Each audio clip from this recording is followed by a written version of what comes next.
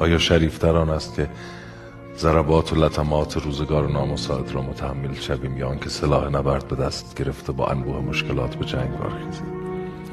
مردن، خفتن و شاید خواب دیدن آهمان همینجاست.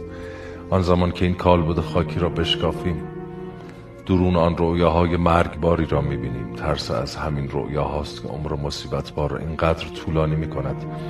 زیرا اگر انسان یقین داشته باشد که با یک خنجر برهنه میتواند خود را آسوده کند، کیست که در مقابل ظلم ظالم، تفرعن جابر، تکبر متکبر، دردهای عشق شکست خورده و رنجهایی که لایقان صبور از دست نالایقان میبینند تن به تحمل دهد؟